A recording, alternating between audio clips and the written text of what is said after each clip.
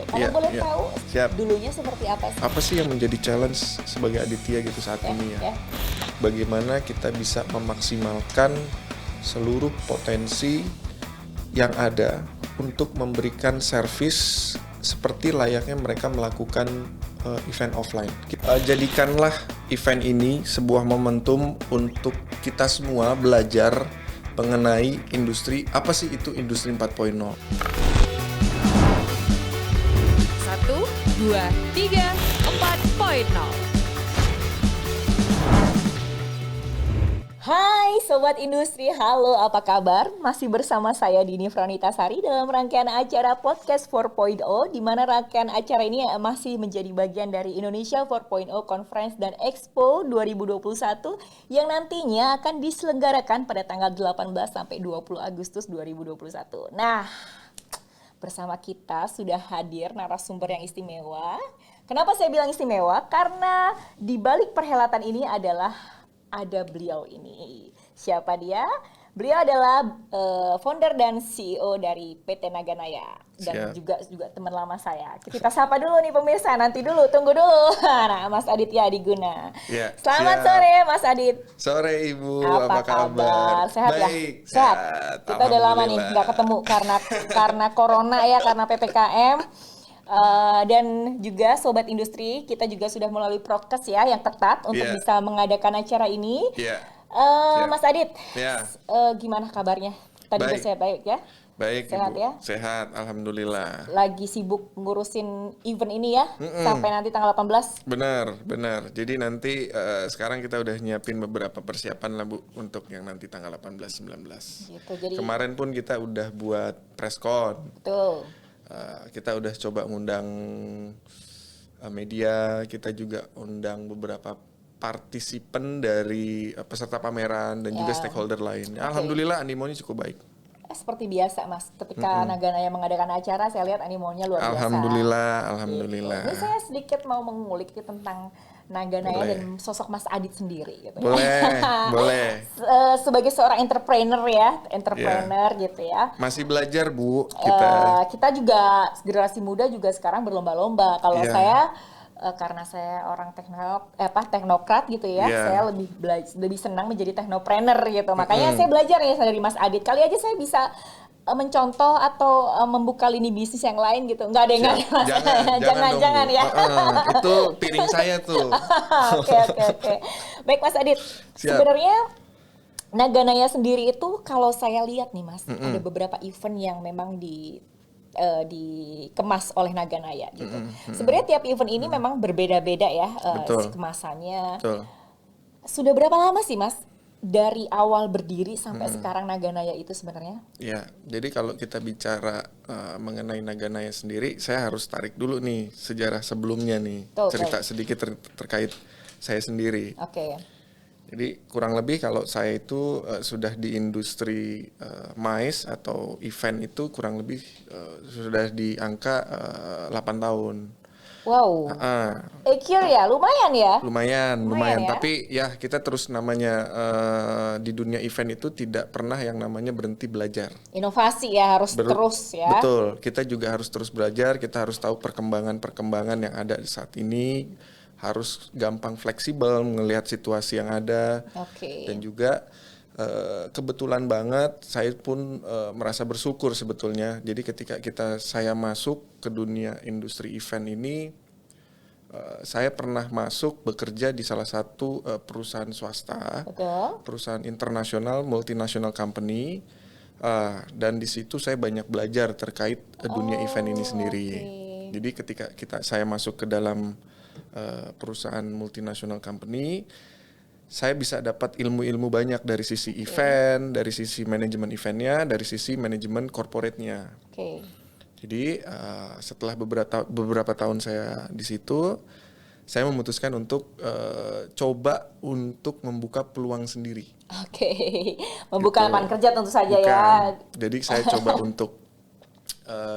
untuk punya company sendiri barengan kebetulan saat ini sama partner saya namanya Mas Rafidi.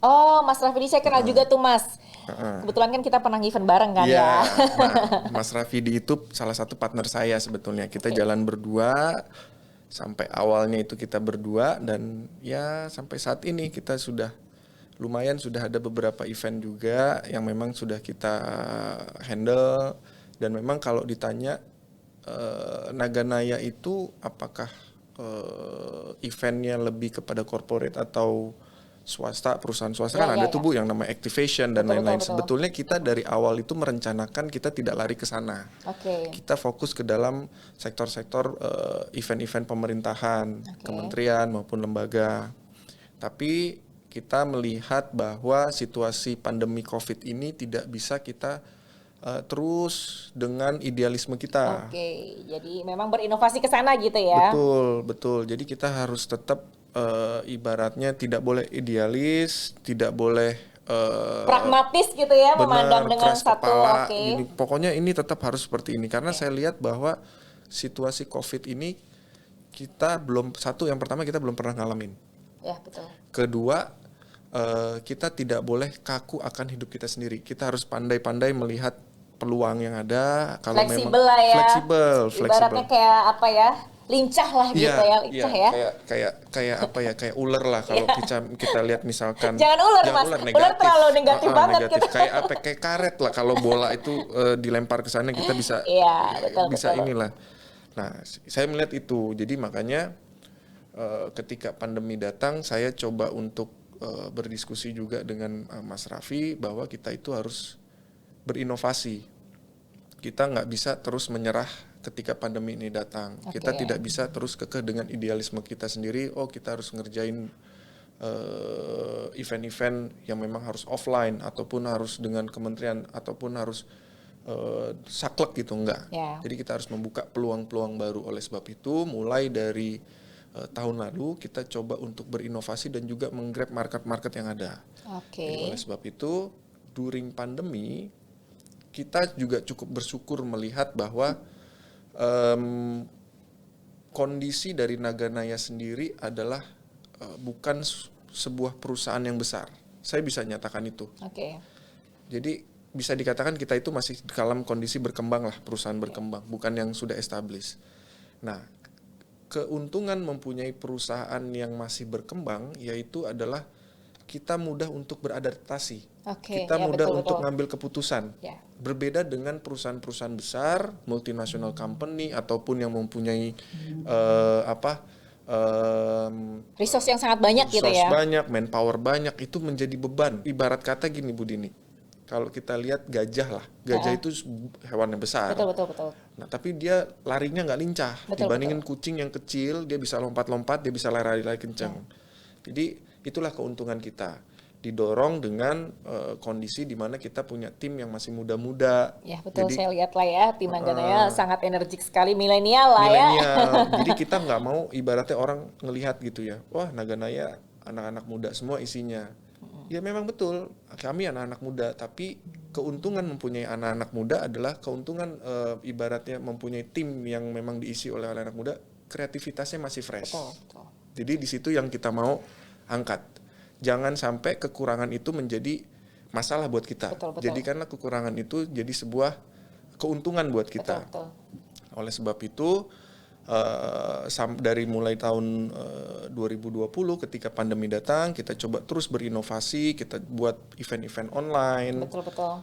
Tidak Zoom, hanya apalagi ini ya istilahnya pasarnya ada ya, gitu ya, demand-nya ada ya untuk yang online itu. Jadi langsung ganti kiblat istilahnya ya, dari mulai event yang offline gitu, mungkin hybrid juga pernah ya di tengah-tengah pandemi yang tidak terlalu ketat gitu ya, PPKM atau segala macam. Mungkin sekarang lebih kayak kalau sekarang PPKM lebih mungkin online ya. Lebih online. Kita melihat situasi di mana peraturan pemerintah, kebijakan pemerintah, ya udah nggak apa-apa, kita ikutin apa yang sudah menjadi peraturan, kita tidak akan langgar itu, kita menghormati itu karena kita hidup di negara berhukum.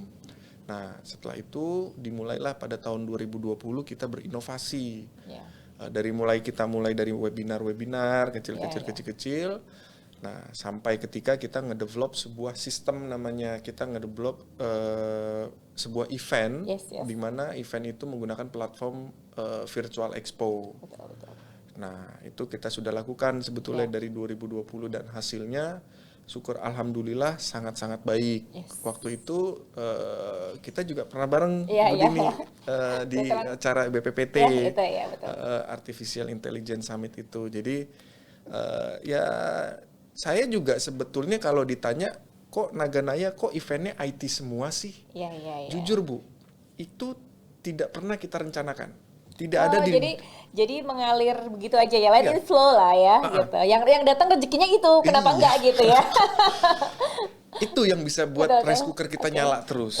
Jadi kita nggak ada bisnis plan yang ibaratnya merencanakan, oh kita harus ke sektor IT, kita harus sektor infrastruktur, kita harus sektor transportasi, nggak pernah.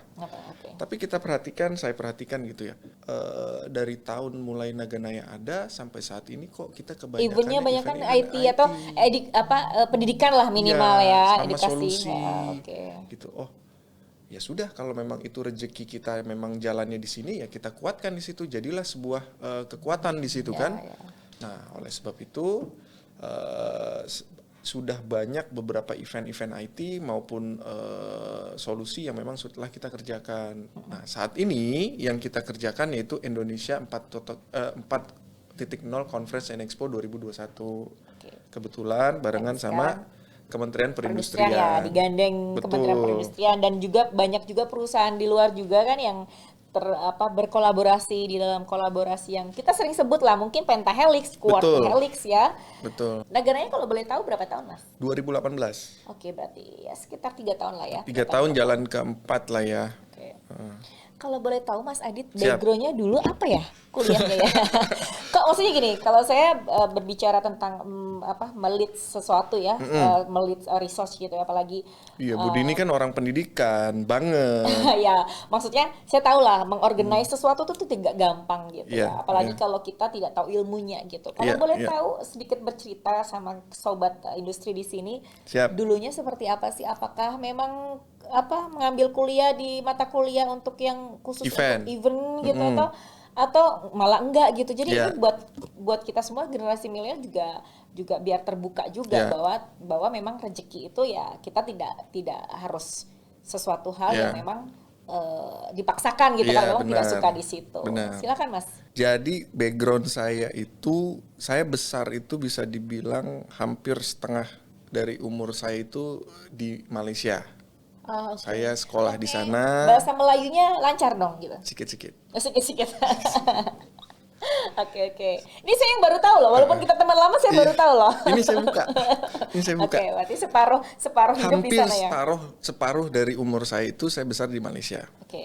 Nah, saya sekolah di sana, saya kerja di sana beberapa tahun sampai akhirnya saya putusin kembali ke Indonesia. Saya sekolah itu ambil S1, jurusannya itu Political Science. Politik, ilmu politik. Jadi kalau ditanya relasinya dengan event sebetulnya nggak ada. Ada tapi cuman sedikit. Little ya. Kecil. Jadi kebetulan saya itu kalau background pendidikan saya Political Science, majornya itu di Public Administration, administrasi publik. Harusnya kerjanya di gedung PNS. itu dong. Gedung itu dong. Harusnya di BPPT. Atau kita tukeran tadi ya. Harusnya. Oke. Tapi ya makanya saya juga nggak tahu sampai saat ini kita juga nggak merencanakan tiba-tiba saya masuk ke dunia industri IO. Dan jujur Bu, kalau saya boleh bilang saya itu orangnya gaptek. Satu gaptek, kedua tidak terlalu interest yang namanya teknologi. Dari dulu ya emang ya. Itu poinnya ya. Dari mulai kampus pun sama. Tapi pelajaran buat saya, jangan pernah terlalu benci sama sesuatu gitu ya. Jadi nyemplung ya. Iya, benar itu. Jadi nggak cuma jodoh ya ini ya. Jadi sesuatu hal yang kita benci terkadang malah mendekat ke kita. Itu memang cobaan buat kita. Saya nggak suka yang namanya teknologi. Saya nggak suka yang namanya bicara di depan umum. Public speaking kayak gini nggak suka ya. Saya nggak suka yang namanya jualan. Tapi apa? Ketika saya masuk ke dunia event, yang harus sekarang, mau nggak mau. Kalau nggak jualan nggak nyala rice cooker tadi bilang. Saya besar di industri event pun besarnya di sales. Saya jualan dulu.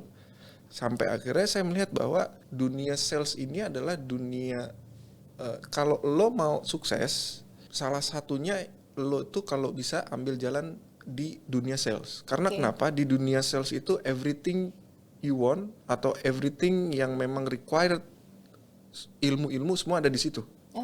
Soft skill, hard skill ada di situ. Name it. Sales maksudnya, sales marketing gitu ya. Sales marketing. Negotiation skill ada, communication skill ada di situ. Terus namanya kita bisa ketemu banyak orang, komunikasi skill kita bisa bertambah, ide kreatif kita bertambah di situ. Jadi saya lihat bahwa sebetulnya ya itu saya diberikan jalan sebetulnya betul untuk sampai saat ini sama Tuhan. Jadi saya sangat bersyukur juga gitu kan, bisa besar di sales dan juga ya kurang lebih seperti itu Bu Dini. Ya berarti kalau bisa saya simpulkan sih sebenarnya tidak ada hubungannya ya. Enggak. Apa yang diambil saat kuliah dengan pekerjaan yang sekarang digeluti, tapi di perjalanan Mas Adit merasakan passionnya di situ, merasakan bahwa kuncinya satu, konsisten. Konsisten ya. What you are doing, gitu. Tapi pada awalnya nih apa sih sebenarnya yang membuat Mas yakin gitu ya? Even di bisnis ini gitu, kita bicara tentang bisnis ya. Kadang kan seseorang untuk bisa mendirikan atau membuild sesuatu kita harus yakin dulu gitu. Pada saat itu, to be honest, apa yang membuat Mas yakin? Gini, saya juga masih belajar sebenarnya Bu, apalagi terkait bisnis. Investasi yang paling berharga dalam bisnis itu adalah kredibilitas. Itu menurut saya. Bukan uang. Kalau kita punya kredibilitas baik, kita nggak punya uang, kita ke teman bisa pinjem, dikasih. Name it, angkanya kalau teman itu punya uang pasti dikasih. Bukan uang. Jadi itu yang selalu saya jaga. Nah, ketika saya memutuskan untuk mulai berbisnis, saya melihat apakah kredibilitas saya bisa dijadikan jaminan untuk masa depan saya, dan saya yakin itu bahwa dengan apa yang telah saya lakukan, dengan relasi saya juga dengan rekan-rekan saya, orang-orang di sekitar saya juga sangat mendukung. Ya itu yang membuat dorongan saya untuk dorongannya, yakin. supportnya berarti memang dari orang terdekat ya. Jadi pertama dari diri kita dulu, kita yakin, kita lihat bahwa kredibilitas kita baik, cukup baik karena ketika kita bisnis kita nggak bisa kayak tempurung, hidup dalam tempurung. Kita harus namanya bersosialisasi, ketemu orang, melebarkan jaringan. Sayapnya juga dilebarin. Benar. Gitu kan, ya? Nah itu kan penting yang namanya nama baik. Betul. Terus ya itu kredibilitas itu penting buat kita sih untuk ngembangin bisnis. Ya baik. Kalau saya bisa katakan berarti Mas Adit ini memang nothing tulus ya di awal ya. Nothing tulus. Tidak ada, ya mungkin ada planning tapi tidak terlalu menargetkan sesuatu dalam memulai bisnis event ini gitu. Betul. Kan. Dan juga ini juga pelajaran juga loh buat sobat industri juga, bahwa memang ketika kita seperti saya misalnya ya. Mungkin buat para ini kali ya Bu ya, startup gitu ya, jangan menyerah konsisten gitu. aja sama apa yang dilakukan. Iya betul. Terus pinter-pinter cari peluang. Betul. Jangan lewatin ada peluang terus yaudah nanti aja masih ada kok nanti. Jangan tuh. Berarti kesempatan tidak datang dua kali betul. Ya istilahnya. Jadi kalau bisa juga saya tadi kan simpulkan bahwa memang kita perlu generasi muda sekarang juga perlu juga mengubah sedikit mindset mereka ya tentang apa itu pekerjaan, kemudian apa itu mencari uang gitu ya istilahnya. Oke lah, uang segalanya, tapi itu tidak segala-galanya gitu kan. Jadi kayak sekarang tuh kan kalau kita ditanya nih misalnya, orang cita-citanya di apa sih Mas? PNS, hidup stabil, polisi gitu kan. Atau tentara atau hakim atau dokter. Jarang sekarang ada yang mengatakan generasi muda sekarang pengen jadi entrepreneur. Karena susahnya jadi entrepreneur tuh tidak hanya maksudnya di modal ya. Modal bukan alasan utama sih sebenarnya menurut saya gitu kan. Cuman kadang kayak Mas Adit ini perlu men-share agar mereka juga sobat industri juga tahu bahwa memang kita perlu adanya itu dia dorongan dari dalam. Betul. Keyakinan dari dalam bahwa apa yang kita kerjakan ini kita tahu benar dan kita punya kredibilitas yang baik, kemudian kita punya supporting dari orang-orang tersekitar, close friend gitu ya istilahnya, close friend kita atau close keluarga family segala macam. Dan itu sangat penting yang saya ambil dari Mas Adit tadi yang dibicarakan, ya itu tadi kuliahnya apa, nggak nyambung, bisnisnya apa, terus kemudian dapat passionnya juga kan di situ, lama kelamaan dapat passionnya juga kan. Yang tadi Mas bilang ya itu juga bisa ngebuat kita juga ya berpikir sebenarnya apa sih yang kita suka. Pada saat itu Mas Benar. juga mungkin berpikir dong, Iya, gue mau iya. jadi apa nih? Iya, Gitu iya, kan, gue iya, mau iya. ngelamar pekerjaan di multinasional lagi Iya, iya. atau mau ke Iya, BUMN gitu iya, kan, iya, atau iya. mau jadi kayak sekarang gitu. Iya, iya. Kalau saya lihat sih Mas udah, maksudnya oke lah Mas bilang tadi, nggak Bu ini perusahaan nggak gede-gede banget gitu. Tapi saya melihatnya sebagai seorang teman, ya cukup sukses lah untuk bisa Amin, amin. di apa istilahnya di ranah kompetisi ya, Amin, apa amin. namanya event organizer. Ini tidak ada pengen misalnya kayak perluasan gitu Mas. Contoh gitu ke event organizer pernikahan mungkin atau ulang tahun nanti Konser, suatu saat atau konser, konser gitu ya. musik gitu ya. Mungkin mendatangkan apa? Kesukaan saya Westlife gitu mungkin ya. Nanti gue jadi tamu di depan gitu ya. Gratis ya, kasih Gratis tiket dong, gratis harus ya. dong ya. Gimana gitu? Kira-kira Nggak menutup kemungkinan. Yang namanya ekspansi bisnis itu pasti itu adalah cita-cita seorang pengusaha. betul. Tetapi rencana itu harus dipikirkan satu matang-matang dulu. Oke. Kedua, kita harus tahu potensi yang kita bisa dapatkan dari ekspansi itu apa sih. Jangan sampai kita we spend something untuk sesuatu hal RO-nya, return of investment-nya nggak dapat. Kayak contoh, Betul. saya bisa aja contoh kita bikin konser Bu Dini. Betul. Ya kan, bikin konser musik besar apa segala macam ya. Let's say ini nggak ada COVID lah kita bicara. Bisa, tapi kalau kita dari sisi manpower belum siap, mental belum siap, dan sektor-sektor lainnya belum siap, itu yang nanti akan menyebabkan bumerang buat kita. Betul. Dan juga saya masih belum melihat bahwa Naganaya akan mengarah ke sana at the moment untuk sekarang. Oke. Tapi kita nggak tahu nanti beberapa tahun kemudian. Oke. Siapa tahu nanti Bu Dini ada saudara yang mau kawin nanti ke saya minta tolong Boleh. atau Konsepnya digital gitu ya. Konsepnya digital banget gitu ya. Oke. kita nggak tahu deh Ya. ibaratnya masa Tapi depan memang seperti ada apa. ya pandangan ke sana atau planning ke sana ada lah pasti. Kalau diberikan kesempatan ada jalannya pasti kita ambil. Oke. Berarti seperti pepatah mengatakan berlarilah jika kamu bisa gitu ya. Kemudian berjalan jika harus, Iya. merangkak jika perlu gitu. Iya, benar, Jadi itu benar. mungkin ya. Iya, benar. Jadi kadang kita memang dalam berbisnis harus seperti itu Mas. Kita harus memikirkan resource yang ada, tidak hanya mimpi. Iya, Tapi kita benar. memikirkan resource kita seperti apa, Benar. apakah cukup untuk bisa mencapai itu gitu ya. Ibarat kalau kita mau perang gitu ya. Kalau kita Ya sudah harus bisa siap conquer gitu ke ya. sini, kalau kita sudah bisa mengconquer satu daerah dan kita mau conquer lanjut ke daerah lain, itu kita harus hitung akomodasinya, terus dari logistiknya seperti apa. Ini kita berapa nih pasukan yang ada, siapkah mereka untuk lanjutin berekspansi untuk daerah-daerah yang lain. Nah itu kurang lebih seperti itu. Jadi nggak bisa asal main, oh udah berapa orang, oke yaudah kita lanjut lagi. Nah itu harus dipikir Harus matang-matang. dipikir ya. Oke Mas Adit, Siap, sekarang satu lagi deh nih. boleh. Apa sih sebenarnya beratnya menjadi seorang Aditya Wiguna memimpin sebuah perusahaan event organizer yang sekarang eventnya besar loh ini. Kalau yang saya lihat 4-0 ya. ya. Iya Event memang ini. sih Apa kalau sih bicara susahnya? event cukup besar nih Ya. Indonesia 4.0 ya itu memang tantangannya cukup banyak juga kita. Selain ini kalau saya melihat bahwa dunia MICE khususnya Bu ya, Betul. memang kalau kita bicara event offline itu nggak bisa digantiin. Betul. Dari Meriahnya gitu ya. Meriahnya. Stage-nya, wow, Betul. mungkin panggungnya segala macam ya Mas ya. Ya, itulah challenge kita yang saat ini kita hadapin. Bagaimana kita bisa memaksimalkan seluruh potensi yang ada untuk memberikan service kepada seluruh stakeholder yang ada, seperti layaknya mereka melakukan event offline. Kita memang kalau misalkan event offline seperti ini levelnya, nah kita nggak bisa lah ibaratnya menyamakan dengan situasi pandemi saat ini. Kita harus menggunakan platform digital.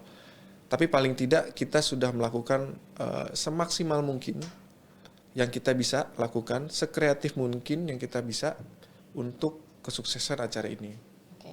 gitu. Jadi balik lagi tadi ke pertanyaan Bu Dini, apa sih yang menjadi challenge sebagai Aditya gitu saat ini ya? Challenge-nya itu terus dituntut untuk belajar dan belajar terus. Itu challenge-nya. Dibilang capek ya capek ya. Namanya hidup, tapi kan kita harus tetap menerima. Kalau capek namanya udah nggak hidup gitu ya. Iya. Kalau dibilang capek mah capek gitu kan, tapi ya tetap kita harus hidup, kita harus belajar terus, kita harus berani terima ilmu-ilmu baru. Karena di dunia event ini, kalau kita bicara dunia event, ilmu itu tidak akan pernah berhenti. Contoh Bu, ini kita bikin event ini misalkan contoh tahun depan kita mau bikin lagi nih. Betul. Dengan konsep yang sama. Ya. Tapi jangan lupa, problem yang akan terjadi tahun ini dan tahun depan meskipun konsepnya sama, itu akan berbeda. Ya, karena situasi dan kondisinya kita tidak tahu ya. Situasinya nggak tahu. Apalagi sekarang nih ya, fluktuatif sekali gitu ya. Gitu. Mungkin contoh, let's say, hari ini, tahun ini kita problemnya ada di sisi mungkin misalkan yang berkaitan dengan teknis. Mungkin nanti tahun depan problemnya beda lagi. Dengan operasional ataupun dengan konten beda lagi itu nanti. Jadi itulah yang membuat kita, menuntut kita untuk terus belajar, untuk tahu. Dan menurut saya di bidang event itu yang paling penting adalah jangan pernah mau berhenti belajar, jangan pernah mau berhenti cari tahu. Saya dulu nggak suka yang namanya IT, mau nggak mau kita mengorganize Indonesia 4.0, saya harus cari tahu apa sih itu 4.0. Oh ternyata 4.0 tuh ini. 4.0 kan ada pasti 1.0, 2.0, 3.0, 4.0 gitu. Mungkin sobat industri juga mungkin di rumah juga ada yang nggak tahu nih Mas. Kenapa tiba-tiba taunya 4.0 gitu ya? Mungkin mereka juga mungkin tidak tahu gitu. Betul, kan. Mungkin bisa di-sharing sekalian Mas. Sebetulnya saya bisa sharing tapi saya nggak mau sharing.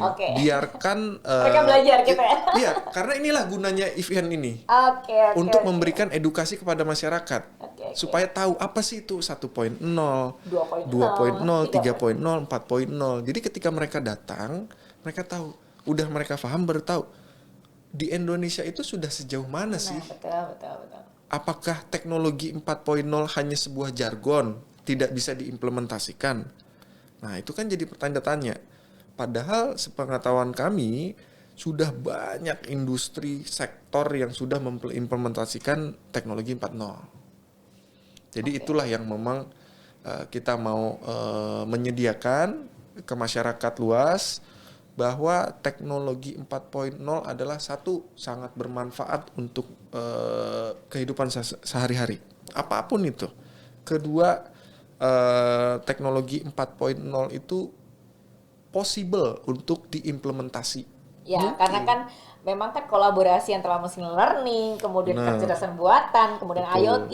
Jadi mungkin sobat industri juga harus nih ngikutin eventnya nanti di tanggal 18 sampai 20 Agustus. Ya nggak Mas, betul nggak? Ya tahu kita tuh sudah sampai di mana dan apa yang harus kita persiapkan gitu sebagai generasi muda juga kita harus bersiap ya Mas ya, agar tidak tergerus oleh revolusi industri yang terus berjalan. Bahkan di Jepang itu kan sudah memasuki society 5.0.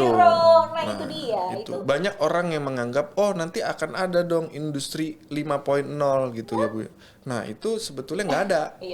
Yang ada adalah society 5.0 gitu. Yang sudah didengung-dengungkan lah ya di Jepang. Kita mungkin yang sudah baca-baca atau sering melihat di televisi gitu ya. Oke, terakhir Mas Adit, closing statement dari seorang CEO Naganaya. Buat sobat industri di rumah sana ataupun yang sedang menonton kita semua agar mendapatkan informasi atau sharing yang bisa dibagi apalah itu. Silakan. Jadi mungkin terakhir pesan dari saya adalah khususnya untuk para pengunjung kali Bu ya. Pengunjung, oke. Pengunjung 4.0 ini Indonesia 4.0 Conference and Expo. Jadikanlah event ini sebuah momentum untuk kita semua belajar mengenai industri, apa sih itu industri 4.0. Sehingga karena menurut kami, menurut saya pribadi lah ya Bu ya, nanti di masa depan itu untuk menjadi seorang yang pintar itu kurang. Belum cukup, tapi harus ditambah dengan kreativitas. Nah, mungkin dengan adanya event ini diselenggarakan setiap tahun nanti akan memberikan dampak maupun informasi yang cukup lah memberikan understanding, pemahaman ke masyarakat luas terkait industri 4.0 di Indonesia khususnya. Di samping itu, kami pun, saya mewakili Naganaya Indonesia sangat-sangat mendukung dengan adanya program Making Indonesia 4.0 sehingga Indonesia ini bisa menjadi sebuah negara digital, negara yang memang berlandaskan teknologi untuk perkembangan kehidupan sehari-harinya manusia gitu. Jadi kita lihat sudah banyak sebetulnya sektor-sektor yang memang sudah tersentuh oleh teknologi 4.0. Hanya mungkin kurang adanya kolaborasi maupun koordinasi antar pihak-pihak tertentu. Oleh sebab itu, harapannya selain memberikan edukasi dan informasi, kegiatan Indonesia 4.0 Conference and Expo itu bisa menjadi sebuah wadah mengumpulnya seluruh ekosistem. Nah, ini yang kita mau angkat. Soalnya di situ udah ada Cindy 4.0, Bu. Cindy, ekosistemnya itu ya, yang kolaborasi tadi itu. Betul. Ya, yang akan mau juga diperkenalkan gitu. Betul. Jadi kita mau angkat itu, kita mau jadikan momentum event ini menjadi sebuah wadah untuk kita semua ngumpul.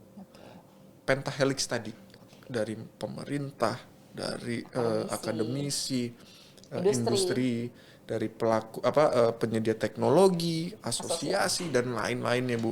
Yuk mari kita ngumpul. Media jangan lupa. Media. Betul. Itu penting. Karena tanpa media kita nggak punya jembatan untuk menyampaikan pesan dan lain-lain. Nah, oleh sebab itu mari kita jadikan momentum ini menjadi event ajang tahunan untuk Indonesia yang mana bertepatan setelah 1 hari kemerdekaan Indonesia ke-76. Gitu. Jadi betul. Berarti 1 hari setelah itu ya, eventnya masih ada gitu, euforianya kemerdekaan kita masih ada gitu. Betul Bu. Jadi jangan sampai PPKM ini menjadi sebuah penghalang untuk masyarakat luas untuk mencari ilmu atau mencari kegiatan. Jadi mungkin keadaan sekarang masih PPKM, tapi dengan adanya kegiatan ini kita bisa memberikan sebuah kegiatan yang edukatif dan informatif kepada masyarakat luas. Betul. Jadi meskipun kita semua, jadi ibu nggak perlu ketemu saya nanti di acara. Cukup di rumah aja, pakai tablet, ibu di rumah, ibu bisa main, ibu bisa ngunjungin pamerannya, selayaknya ibu main game gitu kan. Jadi itu sih yang harapan saya agar acara ini bermanfaat bagi kita semua, khususnya bangsa dan negara Indonesia.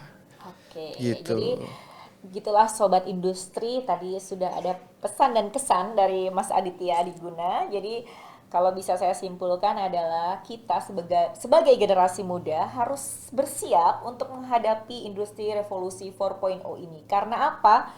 Kita tahu akan ada pekerjaan yang diubah, akan ada pekerjaan yang hilang, dan akan ada pekerjaan yang bergeser. Gitu. Jadi bagi generasi muda, sekaranglah saatnya untuk mulai mengenal. Kita tidak boleh menutup mata, dan kita harus terbuka untuk bisa menerima teknologi ini sebagai bentuk dari perubahan adaptasi manusia. Gitu. Kita akan terus beradaptasi. Betul. Dengan perubahan-perubahan yang terjadi. Dan harus siap. Itu. Nah, satu hal juga yang saya garis bawahi dari seorang Mas Aditya Adiguna gitu ya. Jadi mengukur kadar kesuksesan seseorang itu hanya menciptakan kelelahan. Iya. Ciptakan standarmu sendiri. Itu ya tadi ya poinnya ya. Terima kasih Sobat Industri. Demikian tadi podcast kita pada kesempatan kali ini. Saya Dini Franitasari dan seluruh kru yang bertugas mengucapkan terima kasih banyak dan sampai berjumpa lagi. Stay safe, keep healthy. Salam Industri.